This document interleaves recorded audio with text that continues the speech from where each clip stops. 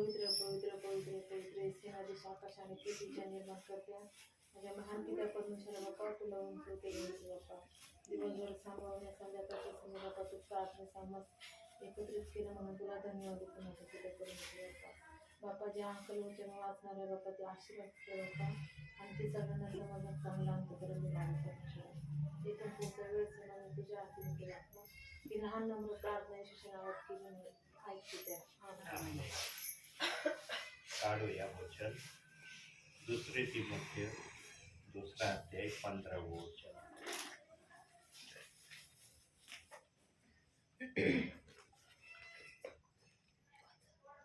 दुसरा तिमोथेय दुसरा अध्याय 15वे वचन.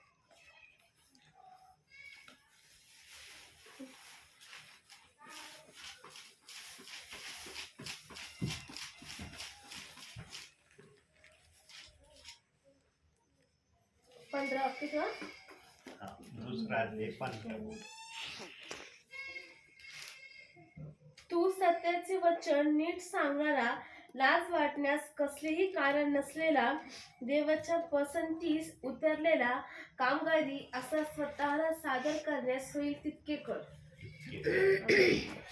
प्रियांनो, पंडित रमाबाईच्या भाषांतरातून मी या वचनाचा रेफरन्स थोडक्यात लिहिला, परंतु ते वचन मी पूर्ण वाचलं. 2 बायबल हातात असल्यामुळं लिखाण करत असताना माझ्याकडून चूक झाली. याच्यातलं वाक्य याच्यात लिहिण्याऐवजी पंडित रमाबाईचं भाषांतराच्या वाक्याप्रमाणे खालील वचनं सगळे काही मी दिलेले आहेत. आणि त्या वचनामध्ये सांगण्यात आलंय की जो प्रभू बरोबर राहतो किंवा प्रभू बरोबर चालतो त्याने मल्लयुद्ध करणं गरजेचं आहे.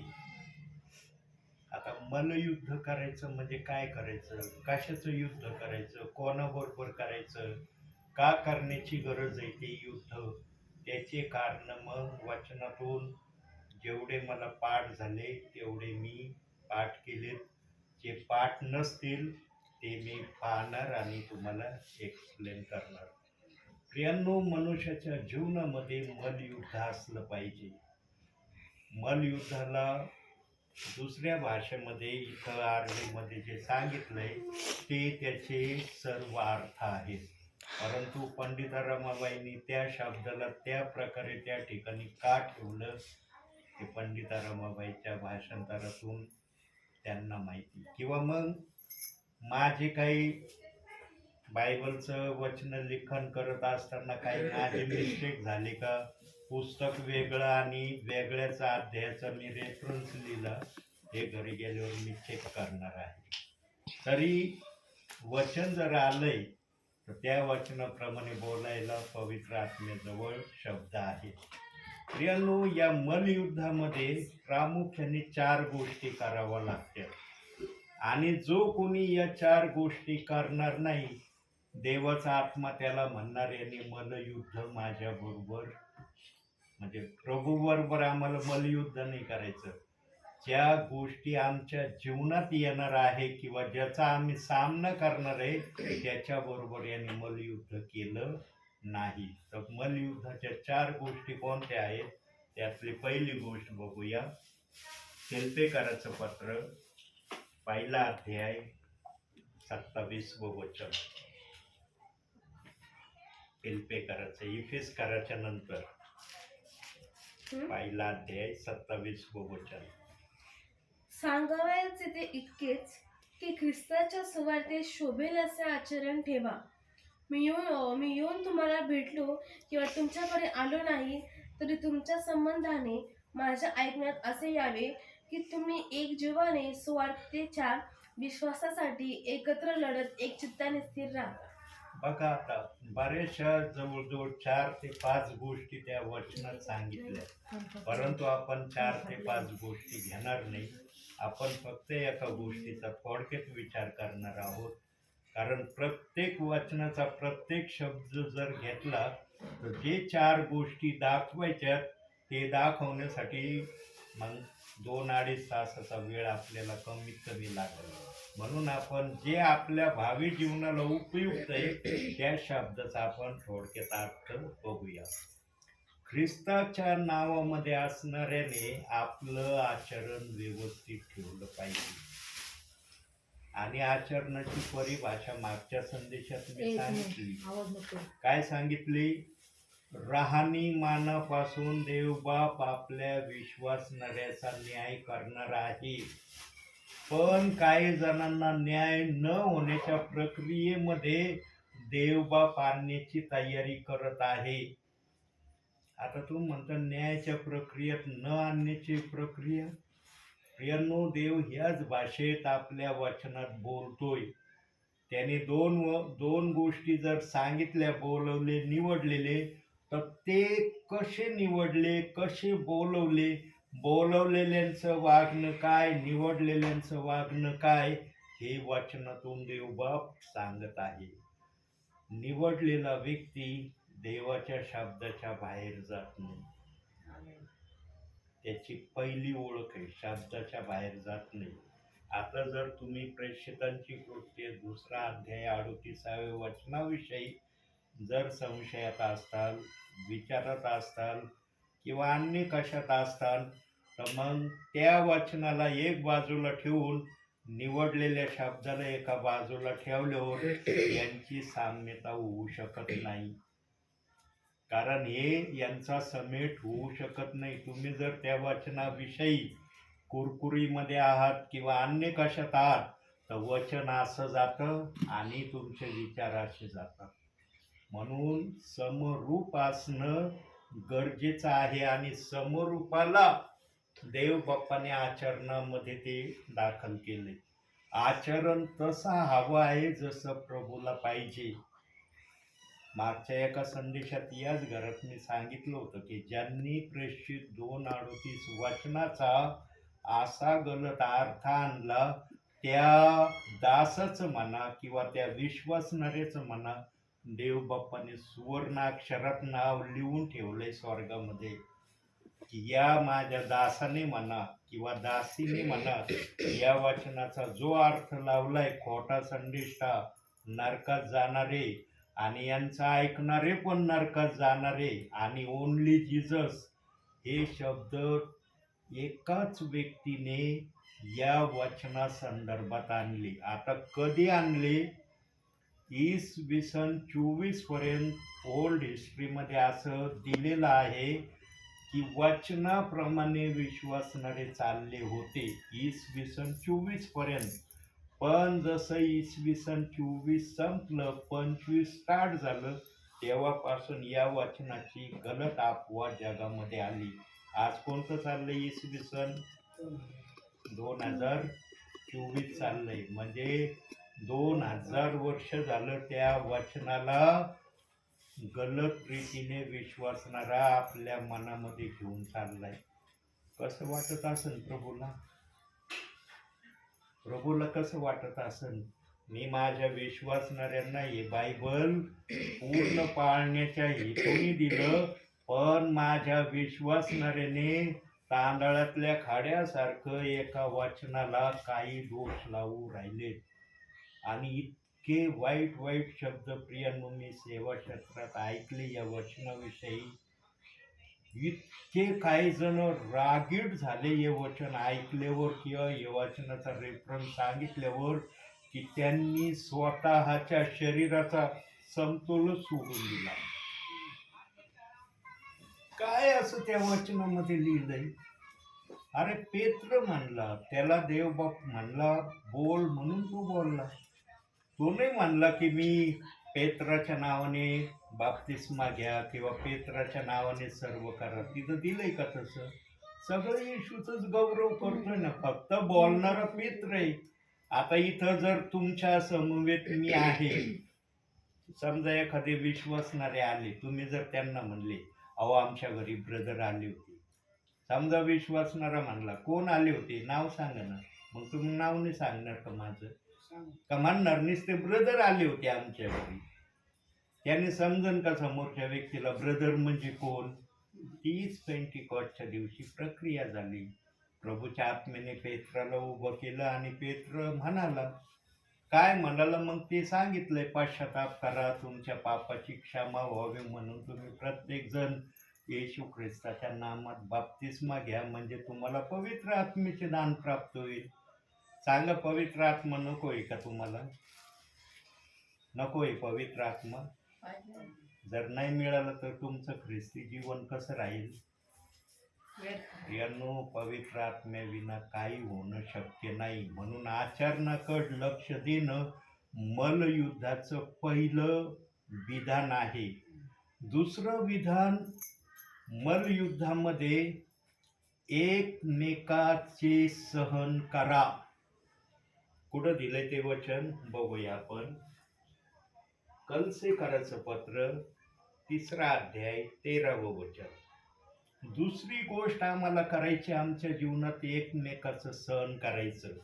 आता कसं सहन करायचं तिथं पूर्ण भाषेत. हेल्पे करायच्या नंतर हेल्पे कार्ड होतं ना, त्याच्यानंतर लगेच कलसे. 3 अध्याय 13वं वचन. एकमेकांचे सहन करा आणि कोणाविरुद्ध कोणाचे गाऱ्हाणे असल्यास आपसात क्षमा करा. प्रभूने तुम्हाला क्षमा केली तशी तुम्हीही करा. आहे का आमच्यामध्ये असा गुण? आज सेवकाने जर एखादा शब्द विश्वासणाऱ्याला बोलले तर विश्वासणाऱ्याची किती कॅपॅसिटी तो शब्द सहन करण्याची.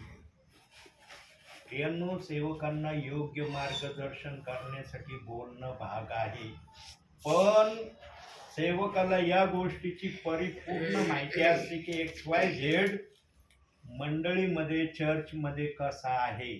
तर सेवक बोलतात, वैयक्तिकरित्या बोलतात, डायरेक्ट मंडळीमध्ये बोलत नाही. कारण मी या गोष्टी अनुभवल्यात.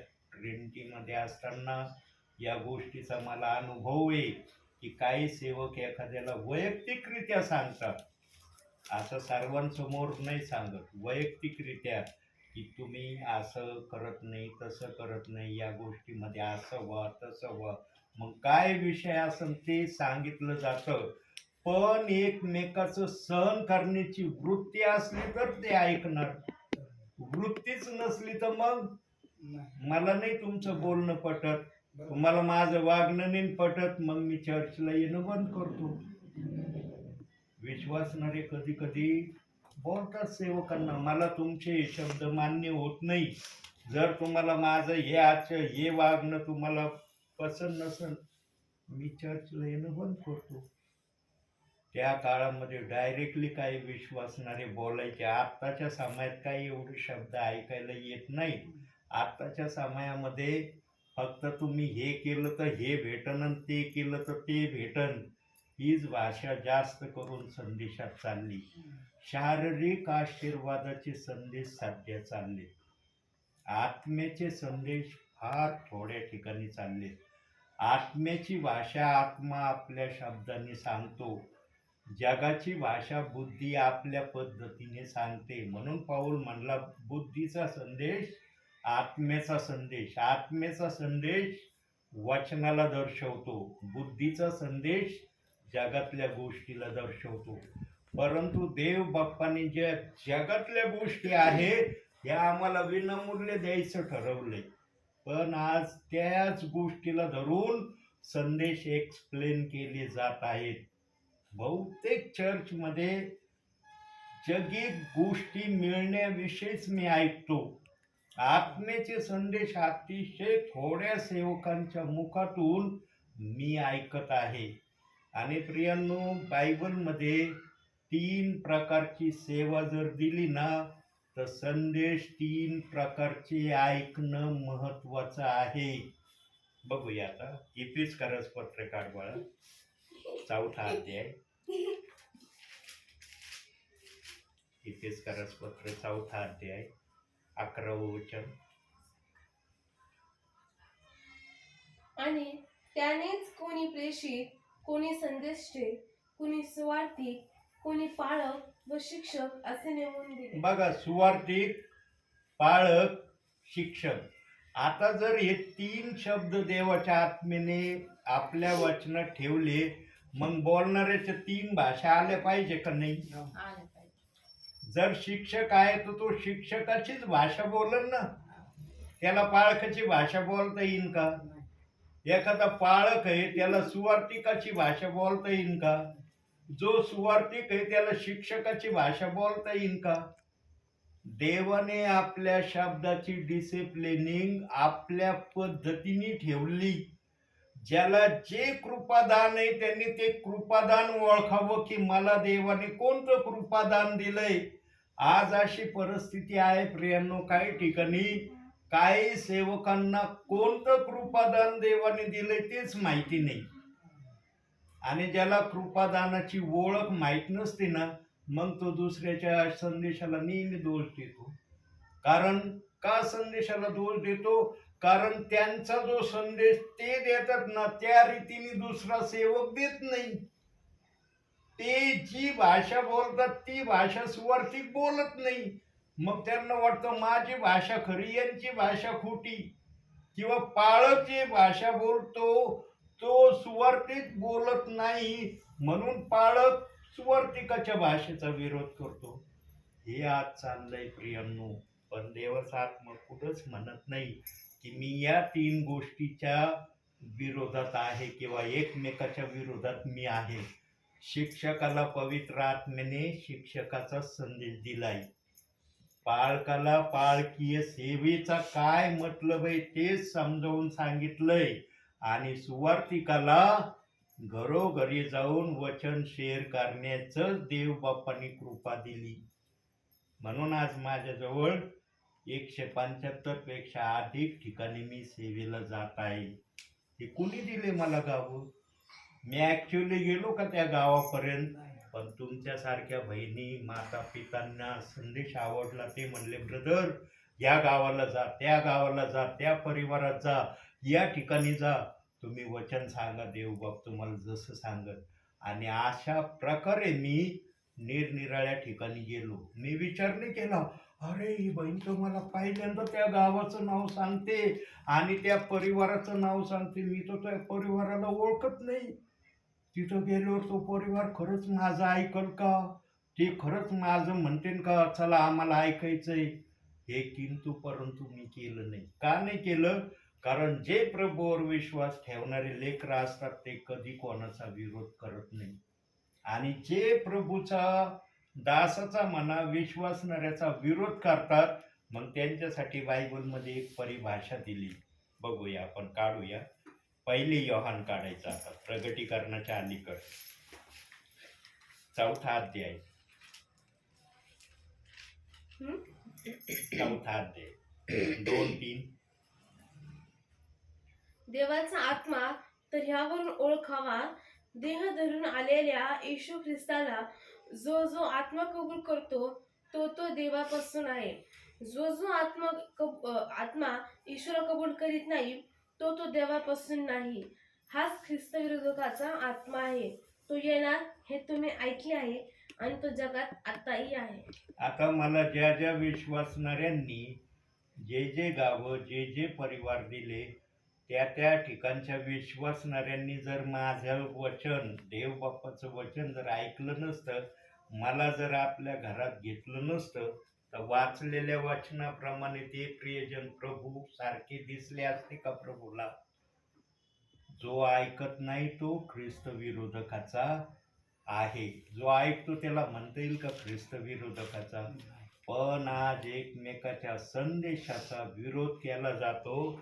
म्हणजे या वाचलेल्या वाचनामध्ये काही जण वाचतात का नाही?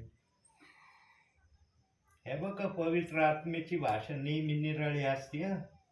पवित्र आत्मा आमच्या बुद्धीला जे आम्ही सांगतो त्याच्याशी कधी कधी देवाचा आत्मा सहमत होत नाही. आणि तसं त्यांनी प्रमाण दिलंय. कुठं दिलंय?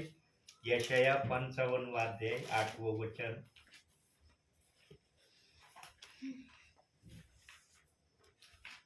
55 8वं वचन. कारण माझ्या कल्पना तुमच्या कल्पना नव्हत, माझे मार्ग तुमचे मार्ग नव्हते, असे परमेश्वर म्हणतो. असं कोण म्हणतोय? परमेश्वर. तिथं लिहिलंय का असं सेवक म्हणतोय? दिलंय का नाव तिथं? असं सेवक म्हणतोय. तिथं स्वतः परमेश्वर म्हणतो तुमच्या कल्पना तुमचे विचार ते माझे नाही आणि माझे विचार माझ्या कल्पना ते तुमचे नाही. म्हणून ऐकताना ध्यान देऊन ऐकत जा प्रियांनो की तुम्ही शब्द काय ऐकता. कधी कधी काय होतं, शब्दाचा विपर्यास व्हायला सुरुवात होती. अरे आमचे ती दास तर असं बोलत नाही, पण हे दास येतात यांचं बोलणं जरा निरळच आम्हाला येत आहे. प्रियांनो, अंतिम समयामध्ये पवित्र आत्मा पण आपली अंतिम इच्छा पूर्ण करणार आहे. कवर पवित्र आत्म्याने आपली अंतिम इच्छा आपल्या मनामध्ये ठेवावी. तिथं गेल्यावर तर आम्हाला दिसणारच आहे त्याला काय करायचंय, काय त्याच्या मनात आहे तिथं कळणार आहे. पण पवित्र आत्मा इथंच काही गोष्टी विश्वासणाऱ्यांना सेवकाच्या मुखातून सांगायचा उत्सुकता आहे. आता त्या कशा पवित्र आत्मा प्रगट करेल ते पवित्र आत्म्यावर. म्हणून संदेश मनुष्याच्या इच्छेने येत नाही हे वचन आम्ही बायबलमध्ये पाहत आहोत. प्रियांनो, एकमेकाचं जो सहन करतो त्याला देव बाप मान्यता दिल्याशिवाय राहत नाही. कारण जो सहन करणारा असतो त्याला क्षमा करण्याची प्रवृत्ती पवित्र आत्मा देतो. जो सहन करण्याची प्रवृत्ती ठेवत नाही त्याच्यामध्ये क्षमा करण्याची वृत्ती येईल याची खात्री गॅरंटी देता येत नाही. आज आपण थोडक्यामध्ये प्रत्येक गोष्टीला एक्सप्लेन करतो. पुढच्या वेळेला जर मी आलो आणि देव बाप्पांनी जर मला दाखवलं तर याच वाचनाला जे तुम्ही याच्यात रेकॉर्ड होत आहे त्याचा राहिलेला काही भाग आपण एक्सप्लेन करण्याचा प्रयत्न करू. पण पवित्र आत्म्याला जर वाटलं तर एक्सप्लेन होईल पुन्हा. जर पवित्र आत्मा म्हणत असला की मला एवढंच सांगायचं आहे तर मग याच्यावर एक्सप्लेन होणार नाही. आता तिसरी गोष्ट बघू आपण. त्यासाठी काढूया कलसेकराचंच पत्र, 3राच अध्याय 24वं वचन. इथं तिसरी गोष्ट सांगितली. प्रभूपासून वतनरूप प्रतिफळ तुम्हाला मिळेल हे तुम्हाला माहित आहे. प्रभू ख्रिस्ताची चाकरी करीत जा. चाकरी कोण करतं किंवा चाकरी कोणाला करायला सांगितली? दास ना? दास. चाकरी सेवा सेवा कोणाला करायला सांगितली प्रभूंनी? आपल्याला करायला बायबल मध्ये लिहिले का सेवा फक्त पाळकांनीच करावी? सगळ्यांना करायला. सेवा फक्त सुवार्तिकांनीच करावी? सेवा फक्त शिक्षकांनीच करावी असं दिले का वचनात? आता काय वाचलं बहिणींनी वचनामध्ये की सेवा किंवा चाकरी करण्याचा अधिकार प्रभूने सर्वांना दिलाय.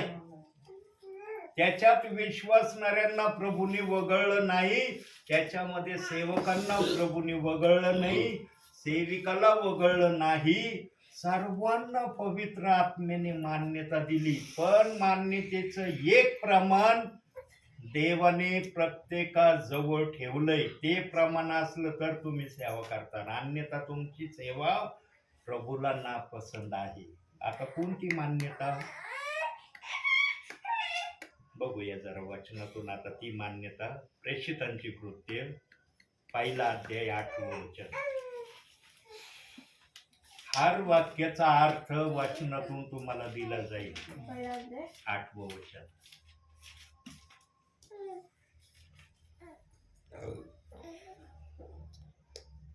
परंतु पवित्र आत्मा तुम्हावर येईल तेव्हा तुम्हाला सामर्थ्य प्राप्त होईल आणि यरूशलेमेत, सर्व यहुदियात, शमरोनात व पृथ्वीच्या शेवटपर्यंत तुम्ही माझे साक्षी व्हाल. पवित्र आत्मा जर तुमच्या बरोबर असेल तर पवित्र आत्मा म्हणतो मी तुम्हाला अशा अशा ठिकाणी, अशा अशा गावांमध्ये माझ्या नावाने जाण्यासाठी परवानगी देईल.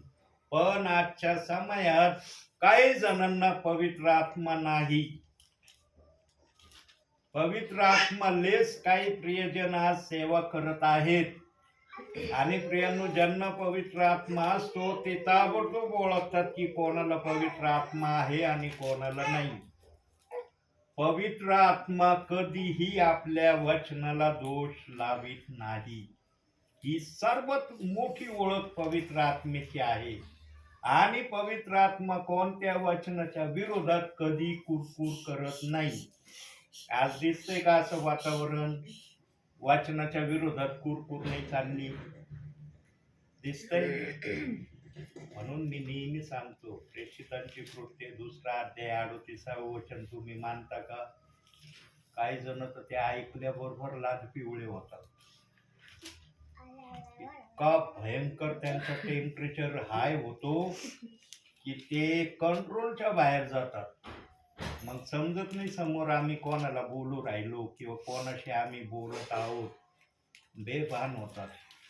काय त्या वचनामध्ये असं इतकं टेम्परेचर तुमचं हाय होण्यासारखं?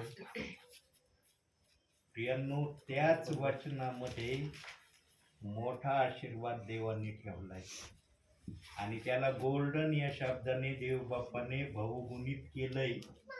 गोल्डन हे नाव त्या वचनाला दिलंय. पण जे कोणी त्या वचनाच्या विरोधात बोलतात, वचनाच्या विरोधात चालतात, त्यांना त्या वचनाची समज नाही असं समजून पवित्र आत्मा आजही सुधारण्याची संधी देतो.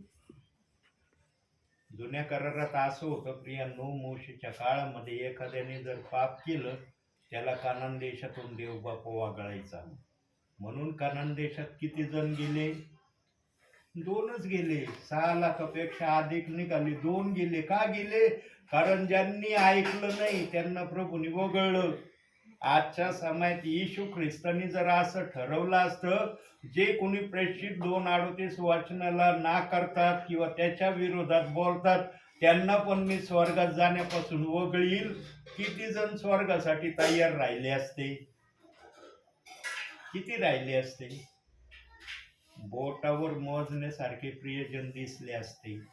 पण देवबाप असं करत नाही. देवबाप संधी देतोय. 2 बायबलचे वचन मी बाप्तिस्म्याचे ठेवले. 2 अर्थ मागील संदेशात सांगितलं प्रभूने, आज्ञान सुज्ञान. मग ते कशा कशा प्रकारे पवित्र आत्म्याला सांगणं योग्य वाटलं ते तुम्ही ऐकलेलं आहे. यांनो, कधीच जीवनामध्ये कोणत्याही वचनाला दोष लावणारे बनू नका. आज तुम्हाला पण देवबाप विचारतोय, कुठं आलाय आत्मा उतरून? इथं आलाय का सगळ्या एरियात आलाय? इथं आलाय ना? मग त्या पवित्र आत्म्याचं तुम्हाला आज विचारणं आहे. तुम्ही पण प्रेषितांची कृत्ये 2 अध्याय 38 वचनाविषयी तुमच्या मनात काय आहे मला सांगू नका. देवाला तर माहिती आहे तुमच्या मनात काय आहे, आत्म्यात काय आहे. पण ते देवाला मान्य असणार आहे का याची तपासणी करा आणि प्रभू येण्या अगोदर ही तपासणी करा. जर प्रभू आल्यावर म्हटले ना, प्रभू तुला पाहतो आता मला सगळं करायचंय, प्रभू म्हणतील मी येण्या अगोदर का नाही केलं?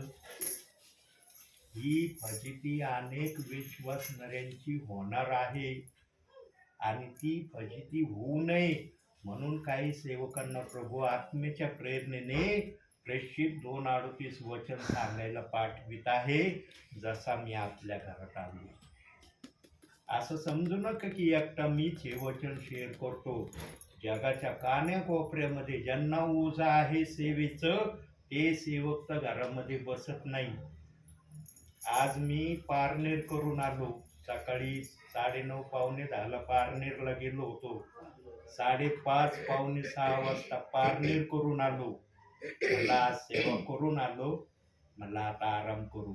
अचानक देव म्हणला आराम नाही करायचं, तुला ब्रह्मताळ्याला जायचे. 6:30 पावणे 7ला देव बाप्पांनी दाखवलं. बघा सैतान इतका धुरतय. आज मोबाईल मी विसरलो, चार्जिंगला मोबाईल लावला, तो घेण्याची आठवणच नाही आणि विजा लाईनच्या जवळ गाडी आली तेव्हा अचानक माझ्या खिसाला हलका लागतोय. बघतोय तर मोबाईल नाही. अरे म्हणलं मोबाईल कडचं माझं सर्वात मोठं काम आहे. रेकॉर्डिंग करायचं आहे, संदेश कमी करायचा आहे, एक संदेश डाउनलोड हो राहिलाय त्याला डिलीट करायचं आहे आणि मोबाईल तर घरी राहिलाय. मला तर या गोष्टी करता येत नाही. परत गाडी रिवर्स घेऊन तो मोबाईल घेऊन आलो. घरचे म्हणे कस काय आले.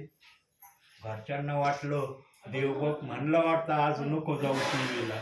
घरच्यांना समज. म्हणलं त्या याच्यावर काय, म्हणलं कपाटावर काय. अरे बापरे मोबाईल विसर. म्हणलं तुम्ही आठवण तर करून द्यायची ना, मोबाईल घेतला का नाही. मी विचाराच्या नादात मला मोबाईल नाही आठवलं. तुम्ही तर म्हणायचं ना कुणीतरी घरातल्यांनी मोबाईल घेतला का. घरचे म्हणले आमचं काही लक्ष नव्हतं, आम्ही आमच्या कामात गर्क होतो, म्हणून मला यायला वेळ लागला. प्रियांनो, सैतान कधी कधी सैतानाला माहित होतं हा दास सकाळी सेवा करून आलाय, याला आता परत जाऊ द्यायचं नाही. सैतानाला ना इतकं दुःख होतं ना प्रियांनो, एखाद्या विश्वासणाऱ्याला आशीर्वाद भेटायचे मार्ग मोकळे झाल्यावर तो अडखळण आणतो. म्हणून तुमच्या पण परिवारात किरण ब्रदर आहेत, ते जर कुठं सेवेला बाहेर निघाले तर तुम्ही त्यांना फक्त मोबाईलची आठवण करून देत जा. का? कारण सेवेला गेल्यावर जर उशीर झाला तर तुम्ही कॉल तर करून विचारू शकता कुठं आहे, किती वेळ लागेल. तर मोबाईलच घरी राहिला, तुम्ही कॉल लावला, रिंग कुठं वाजन, घरातच वाजन. म्हणून प्रियांनो, ज्याला जशी कृपा दिली, आता मला रेकॉर्डिंगची कृपा दिली देव बाप्पाने, म्हणून संदेश रेकॉर्ड होतोय ना याच्यामध्ये. म्हणून प्रियांनो, तुम्हाला सांगणं एवढंच आहे, तुम्ही जर देवाच्या वचनाच्या विरोधात चालत असाल, सैतान म्हणन का त्या वचनाच्या विरोधात नका चालू, म्हणन का कधी. तो जास्तीत जास्त तुम्ही कसे त्या वचनाच्या विरोधात चालाल याच्यासाठी तुम्हाला तो भडकावगिरी करणार. या जगामध्ये 2 आवाज येतात बरं का. या पृथ्वीवर किती आवाज येतात? 2. पहिला आवाज देवाचा आहे, दुसरा आवाज सैतानाचा आहे. कोणता आवाज आम्हाला ऐकायचा हे प्रभूने आपल्यावर ठेवले. म्हणून प्रभू सक्ती करत नाही. जर प्रभूने सक्ती केली ना, माझं हे वचन कुणीच नाकारायचं नाही, कोणताच विश्वासणारा नाकारणार नाही, सेवकही नाकारणार नाही. पण देव म्हणला मी सांगतो की ऐक, कल्याण होईल. म्हणून न्यायाची प्रक्रिया, न्याय न होण्याची प्रक्रिया देव बाप्पाने बायबलमध्ये ठेवली. आता 4थ्या गोष्टीकडे जाऊ आपण, शेवटच्या चालू येत्यासाठी तेसलीकरांचं पत्र. अतिशय महत्वाची बाब आहे 4थी गोष्ट. आणि ही गोष्ट जर नसली तर त्या विश्वासणाऱ्याचं स्वर्गात जाण्यासाठी प्रश्नचिन्ह असणार आहे. 4था अध्याय 3रं वचन. कारण देवाची इच्छा ही आहे की तुमचे पवित्रीकरण व्हावे, म्हणजे तुम्ही जार करण्यापासून स्वतःला अलिप्त ठेवा. पवित्रीकरण, काही जणांना वाटतं स्वतःचं शरीर स्वच्छ ठेवलं म्हणजे झालं पवित्रीकरण. पवित्रीकरण कशाला म्हटलंय बघूया जरा आपण. 1 कोरिंथीकरांचं पत्र 9वा अध्याय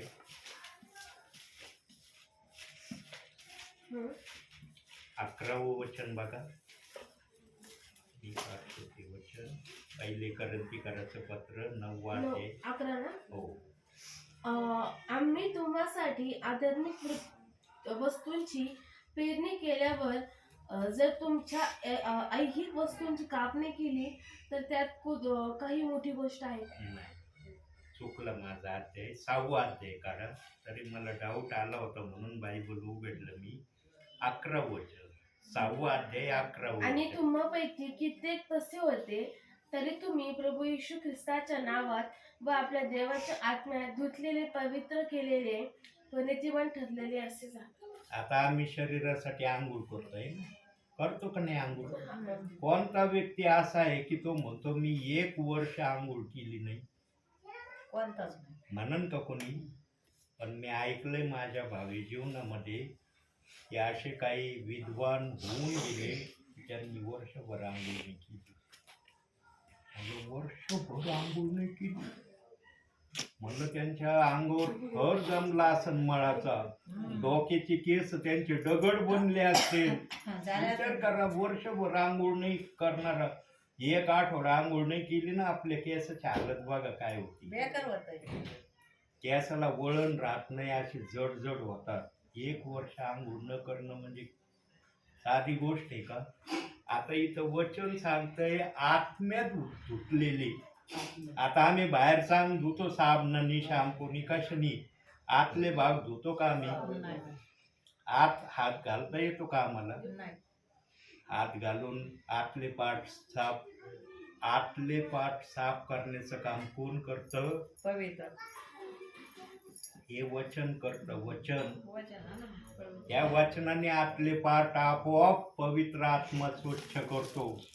आम्ही धुतो का आतले भाग? म्हणून इथं वचनातच सांगितलंय, देवाच्या आत्म्यात धुतलेले, पवित्र केलेले व नीतिमान ठरलेले असे झाला. आता जो वचनच वाचित नाही त्याच्या आतले पाठ धुतले जातील का? पवित्र आत्मा करायला तयार आहे, पण तुम्ही कृती करत नाही, मग पवित्र आत्मा कार्य पुढं करत नाही.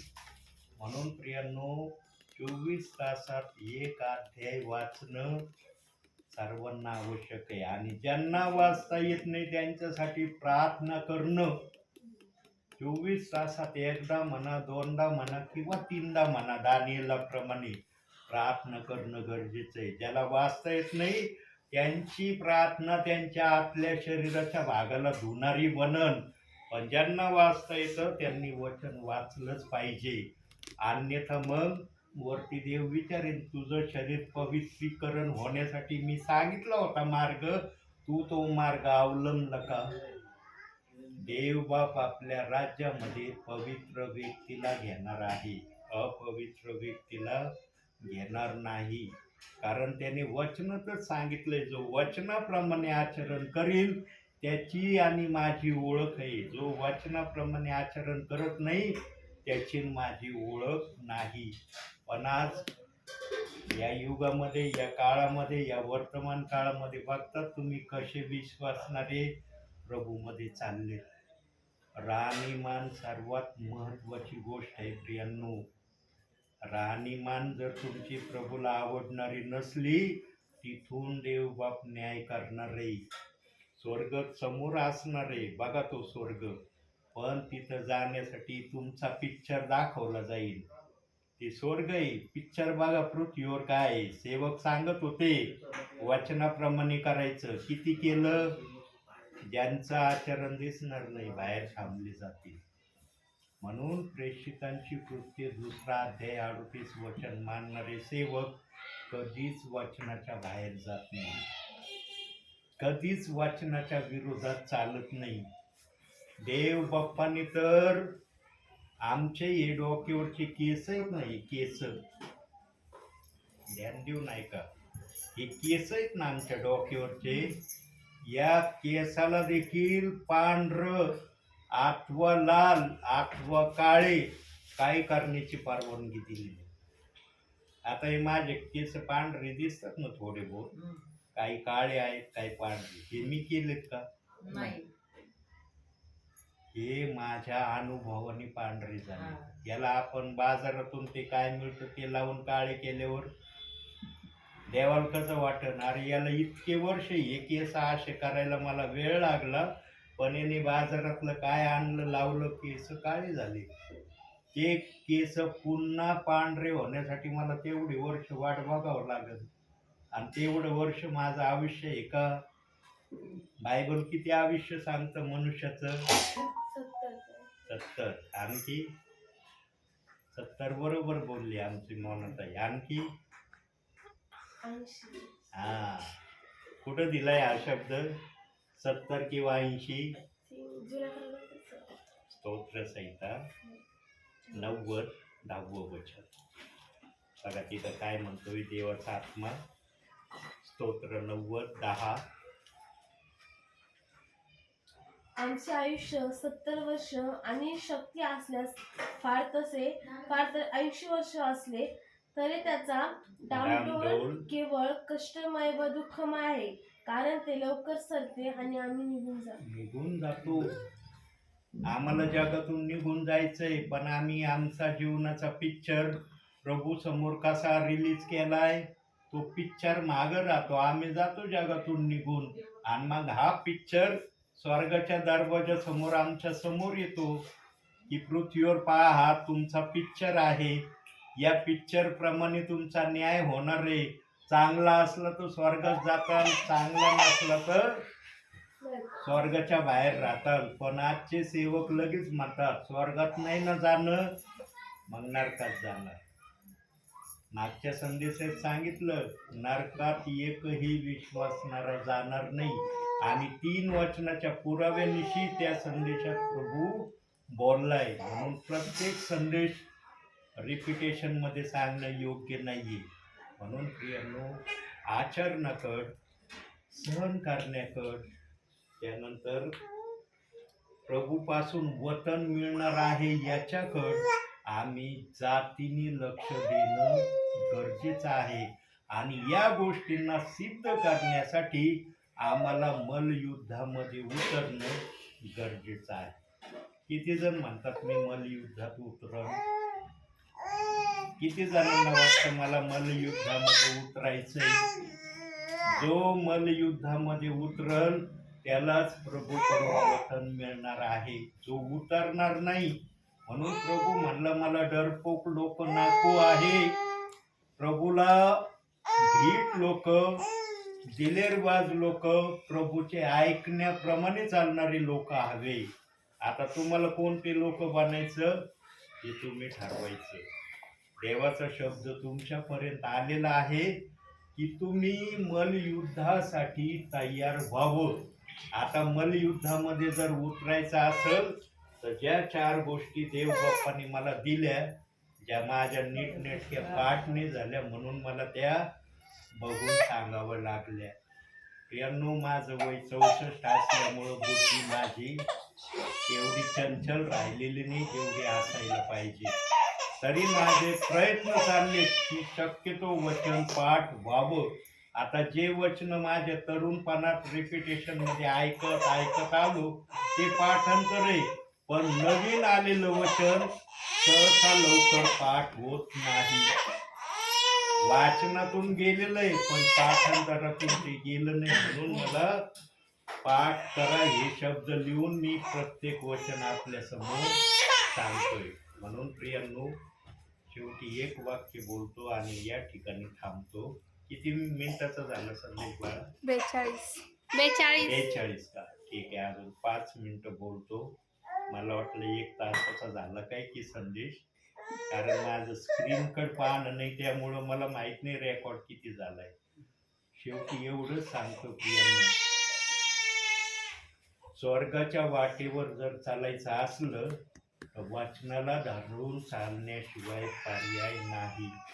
आणि तुम्ही जर वचन वाचत असाल, आता मला नाही माहिती तुम्ही वाचता नाही वाचता, पण वाचत असाल आणि वाचलेल्या प्रमाणे जर करत असाल तर पांढऱ्या दगडावर तुमच्यासाठी प्रभू सुवर्ण अक्षरात लिहितंय तुमचं स्वर्गात जाणं तय आहे. पण जर तुम्ही या गोष्टीच्या अपोजिट विरोधामध्ये जर करत असाल तर मग तुम्ही पवित्र शास्त्र जे वाचता ते तुम्हाला काय कळतंय?